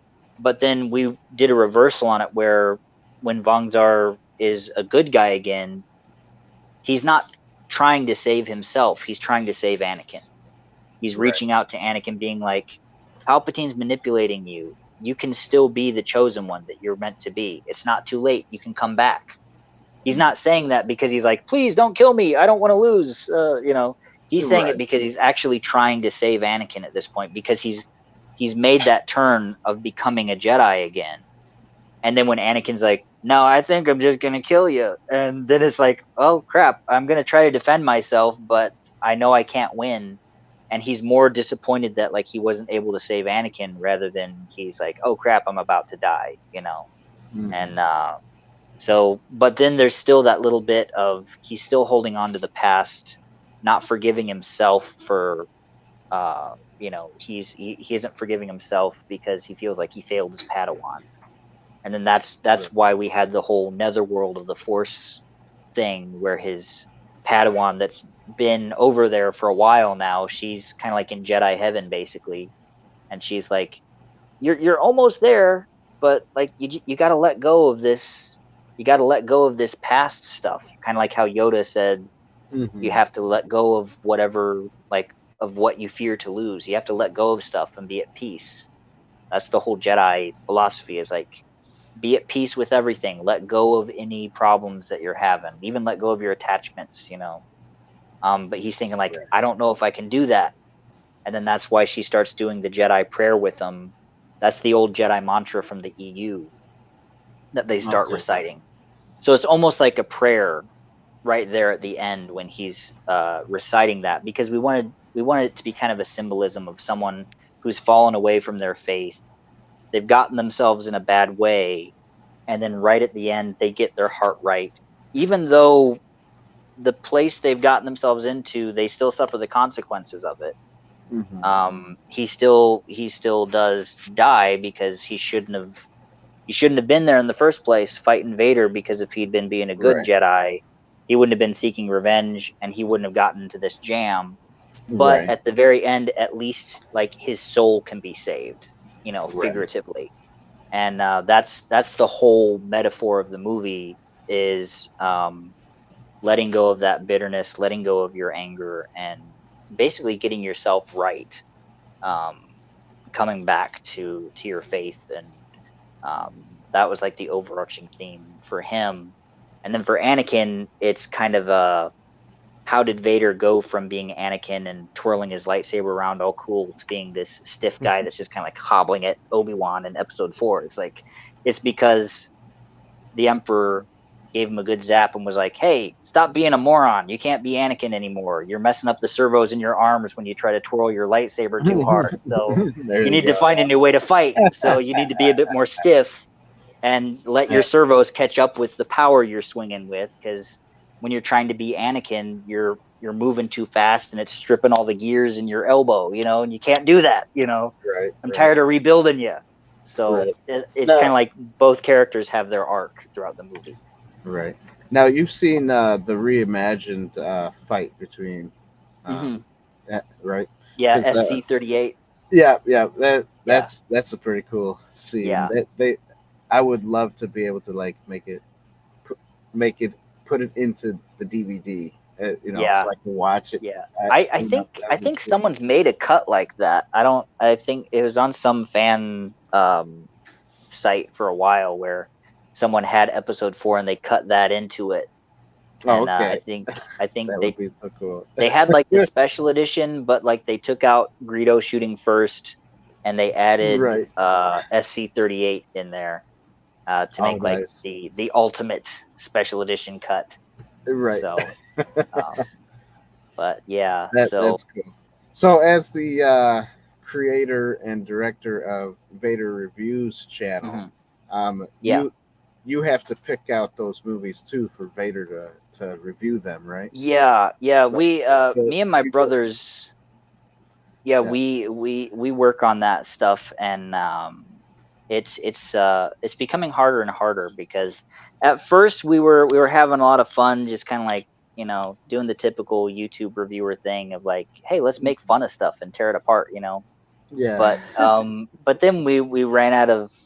I mean, I'm sure there are more movies that we would hate that we could really tear apart, but yeah, everything was getting so rough for people during the pandemic, and just with how life was, everyone was angry about politics, about this, about that. You know, even talking about movies almost kind of became political there for a while. It still kind of is to a certain degree. So that's when we kind of veered into more like, let's just try to kind of make fun videos about stuff we like and be a little less harsh, and then we can we can still make jokes every now and then if we think something's stupid, but let's try to be just a little bit more like lighthearted and be like, just forget about your crappy life for a while and just have fun with some crappy dad jokes and there you go, all that kind of stuff. And so who knows? I mean, I've heard Disney's working on a new Star Wars trilogy, so you know, we might get back to our older ways, depending on how those turn out. But so we'll see, because we actually started the channel after Episode 8 came out. That was like our first review that we did for that channel, and so that was way back when we didn't even have the full Vader suit. It was just a black sweatshirt, some cardboard and craft foam shoulder armor spray painted black, with a black bed sheet for a cape, and some cheap little Halloween gloves from Walmart, and a Black Series Vader helmet. That's why in those older videos we never shot Vader anywhere but from there up. And but then as we got the full suit, we were able to show more of them, and that's cool. So, but yeah. Cool. Right, so this. Do you have any last words that you want to tell anybody that want to eventually make a fan film? Well, I mean, maybe something inspiring. Yeah. I'm not a super profound guy. Pandemic. But what I would say is if you're gonna try to make a fan film, is to do your research watching special features on as many movies as you can. You can find a lot of that stuff on YouTube, because if you see how real movies are made, you can't do it on the level that they do things, but you can pick up a lot of tips and tricks. That's like, okay, with some problem solving, I can't have a steady cam, but maybe I can do a rig where I have like a broom handle that I can like duct tape my iPhone to, and then I can hold that as kind of a steady cam. Instead of like wobbling like this to get a shot, I can hold it and get a low tracking shot, and that'll look more cinematic. Because if I'm holding my broom here, the pole's going to go all the way down to the floor, and if I have my cell phone taped to the bottom of that pole, I can get this really cool cinematic low shot that there's no way I could try to do, like crawling across the floor wobbly with my thing. But people will watch it and they'll think that looks cinematic. How did they do that? It's like, well, I duct taped my phone to a broom pole. So if you see some of the gear they use for real movies, sometimes you can figure out the poor man's analog. And with editing software like HitFilm, which is totally free, you can do all your green screen. some of the scenes in the film, like when the pilot, the what do you call it, the Imperial shuttle pilot, when he's talking about how the bounty hunters just reported in and they found the Jedi, that scene in the shuttle was filmed in a bedroom in front of green poster board taped to a wall because we couldn't afford a green screen. We started the movie. So we got lime green poster board from Walmart, like about 10 sheets of it, and we taped it to the wall and we lit it with desktop lamps because that's all we had. And that scene is in the movie. Now, later on, we were able to build up what we had and we got a legit green screen. But right at the beginning, we just made do with what we had. And that would be my advice to anyone starting out doing film stuff is like, don't wait until you have a red epic camera and a crew of thousands and $1 million to make a movie, because no one's going to hand a nobody a camera or money. Right. You got to try to just do what you can do. And what we did is we started the channel because we wanted to make some films and stuff. But we also knew if we just make a movie and just kind of crap it out there on the internet, like, here's our movie, and then sit back and be like, why is no one watching it? It's like, because nobody knows who you are. So we started a channel so we would have an audience by the time we released the movie. So I would say try to get involved in making videos as you build your resources to make your movie. Try to see if you can coordinate with some people, because a lot of people that make movie related channels, I feel like they're kind of frustrated filmmakers themselves, and that's why they talk about movies so much, because they're creative people.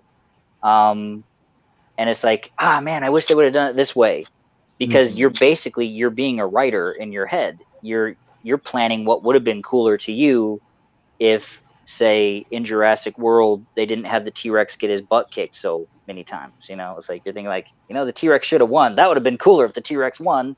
So if that's in your Jurassic World review, it's like you rewrote the movie in your head to be like, the T-Rex should have won every battle by itself because the T-Rex is the coolest dinosaur.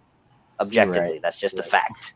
And so it's like if you're working on your movie reviews, it's also a good way to kind of check your own writing style, because to write movie reviews, you have to think about story, you have to think about character, you analyze what makes a movie good or bad. And if you're doing that, analyzing film and analyzing storytelling, analyzing character, when you get down to writing your own thing, then you review your own thing harshly, pretend you didn't make it, and you review it like you would review episode 8, for example. You think of like, okay, I'm going to review this with the same kind of intensity I reviewed The Last Jedi. What works about this story, what doesn't? And then once you start picking your own stories apart, you'll find out what you're good at and what you're not good at. And then you just write to your strengths. And if you only have friends and family to be your actors, you write parts based on who's going to be in your movie. You don't write a super dramatic movie that's going to require Oscar-worthy acting if you know it's like, well, there's only me. I can do accents, but I can't cry on demand.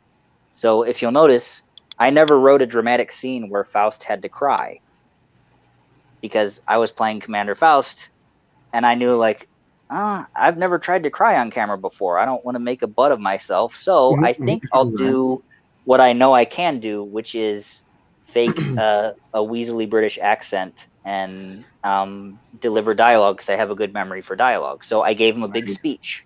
There you go. So you write to the strengths of who you know is going to be in your movie. And then when you direct people, don't do all the snooty Hollywood, like, well, here's your motivation. I'm going to do all this, like, you need to really feel the truth of the scene here. Like all that crap that you hear, like all the snooty directors and actors talking about. It's like you talk to your friends who are in your movie the way you talk about movies.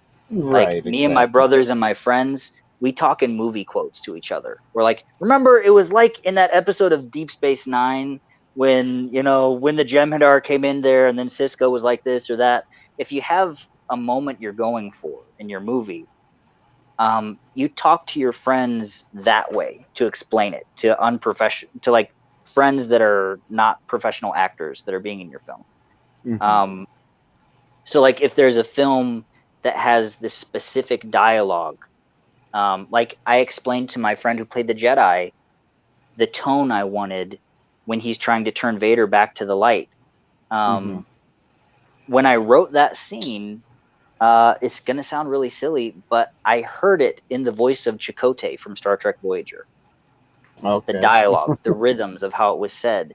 So like when I was describing how I wanted it, I said, it's kind of like Chakotay from Star Trek. You can get a little bit of like, it's not too late. Like I'm trying to reach out to you and explain something, you know, it's like, so when he delivered the dialogue, he knew like, okay, so that's what he's going for. So then he delivered the dialogue that way. Instead of trying to be all like, you know, just for the truth of the scene here, you need to find this internal, something internal, just something really, really deep inside, a very intimate kind of conversation you're having. It's like, I didn't do any of that bull crap. It was just like Chakotay, kind of like Chakotay trying to convince somebody of something. And it's like, oh, okay, I know what you're meaning. And so it's like, right to the strengths of whoever you're going to have in your movie. Plan your film based on what you can do. If you don't have green screen, don't try to make a medieval movie that's going to require a castle siege and a cast of thousands. Try to do something that you can do with a smaller group of people. But as I said before, since you can just tape green poster board to your wall and download a free green screen software, you can do green screen. You don't have to think small. But if you don't feel like doing compositing, just write something that is like, okay, I've got 5 people that can be in this. Okay, write a story for 5 people. And you find out who can remember dialogue the best, and you give them all the big speeches, and then you give the other people who maybe can't remember dialogue as well, you let them be the guys that are kind of listening to the big speeches. And and here's another thing too, if you're ever directing and you need people to be having a conversation, if you're trying to get the coverage of someone listening to the other character talking, all you got to do is put the camera on them and you just talk and film them listening to you, the director, talking about the scene. And then you cut that in and they'll look like they're a great actor when they were really just listening to you explain the scene, because you'll find these little expressions in their face that if they were acting, maybe they would get shy and they'd sit there like, I'm listening to a conversation right now, you know, because they get nervous when the camera's on. But if they're just listening to you talk, their defenses are down and they're just really engaged, and you'll get all this life in their eyes that maybe you wouldn't get if they tried to actually act the scene. So you can do little cheats like that. And I know I'm kind of rambling here about how to make movies, but it's also just find out who can do voices as well, because we used a couple people, just friends or people I met online. Some people even donated to the channel, so we gave them a little cameo voices. That's cool. One guy is like a hangar guy. If you listen to when the Imperial shuttle's lifting off, there's a Scottish voice that says, "Open all outboard shields." That's a guy who donated a lot of money to the channel because he liked the channel. And one of the stormtroopers, the guy that says, "Commander Faust, the Emperor demands an update," he's another friend of the channel that like donated. So and I guess if your channel's big enough, you could say, hey, want to be in the movie? Give us a $5 donation or whatever, and we'll give you a line. You record it on your phone, send it to us, we'll put it in the movie. Cool. So I mean, you're taking your chances because you might get a really terrible dialogue read, but you know, it still might work. At least you got the $5, you know. You got to look at it that way. So exactly. But yeah, it's it's not as I hesitate to say it's not as hard as you'd think it is to make a movie, but like it's not insurmountable. I guess I should put it that way. Because it is difficult. I spent 3 years editing this film as we were shooting it. I was kind of like editing, filming, scoring, writing, doing the special effects and storyboarding all at the same time. You're not really supposed to do a movie that way, but that was our schedule. That's how we had to work it. And that's just how we made it. We just kind of like hacked away at it on weekends, and we got it done. So the biggest thing is just sticking to the plan that you had when you go out there, and because sometimes when you get out there on a day of shooting, everything goes wrong. The weather changes, or a costume breaks, or someone's sick and they can't do what they need to do. Someone has to cancel. There are all kinds of problems that you'll face.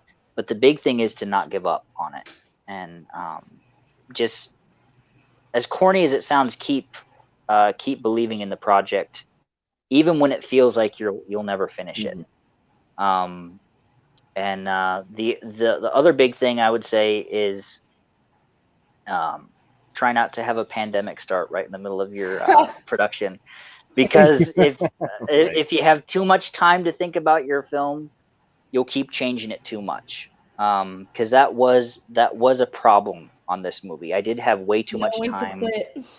Right. It's like I kept adding things, because like the longer it got, it was like, well, it's this long anyway. It's already a half hour. So if I added this, and this, we could probably get it to be about 45 minutes, and that would be a cooler movie. And it was like, okay, now it's 45 minutes. If I just added this, and this, then it could be an hour, And then if I added this, and this, we might even be able to get this to be like an hour and a half. That would be really cool. So on one hand, it was cool adding all those things, but at the same time, you do have to cut it off at some point and be like, well, if I keep adding scenes, I'm never going to finish it. Because there's always this part of you that like you're having so much fun making it, and you're anticipating releasing it. As long as it's not done, the film is a success in your head, because it's like, well, when I get it done, I'll put it out there and people will watch it and it'll be cool. But there's this fear that like, if you do finish it, what if you put it out there and no one watches it? Or people watch it and they hate it. There's all these little variables. So like, you have to push through that and just be like, you know what, I'm going to finish it, and I'm going to finish it for me and my friends that were in it, and I'm going to put it out there, and whatever happens, happens. And if you're lucky and you made some good use of whatever tools you had, hopefully people will like what you did. And if they didn't, you try to be like, well, you know what? Maybe I'll listen to what they had to say, and I'll listen to their criticisms, and you got to weigh it yourself, whether you think it was a just criticism or it was just like, well, maybe it just wasn't their taste. Because there are some really made movies that I don't like. I don't enjoy them. But I can admit of course. it was a well-made movie, but it's like, it's not for me. I didn't like it, Well, but if anyone was to ask me, unfortunately, David, we're coming on 2 hours of of the show tonight. We are going to have to end this. That's fine. But thank you for being on with us. Thank you for sharing your thoughts and how you made the movie and everything. It's great. For those of you who have not seen Fallen Jedi yet, go down in the description box below. We have that. I also posted it on the chat. On that side is the chat. And go check it out and leave comments on that movie, Fallen Jedi. Remember, it's a Star Wars fan film, so it is, and it's a great movie. We reviewed it on Tuesday, and go check it out. Thanks for being here, Dave. Definitely appreciate you. Sorry for rambling so much. Oh no, I spend so much time alone, like editing videos. When I do get to talk to people, it's like everything just kind of unloads on everybody. That's okay. It's okay, yeah. But we definitely appreciate you being here. You know, we'll have to get you on again sometime, and maybe invite Vader on sometime. So that would be fun. Yeah, that would be cool. Oh yeah, thanks for being here also. No problem. So everyone, thank you. Have a good night. Sleep well. For those of you just waking up, have a great day, and we will see you soon. I guess I'm gonna have to go with an old outro. Here we go.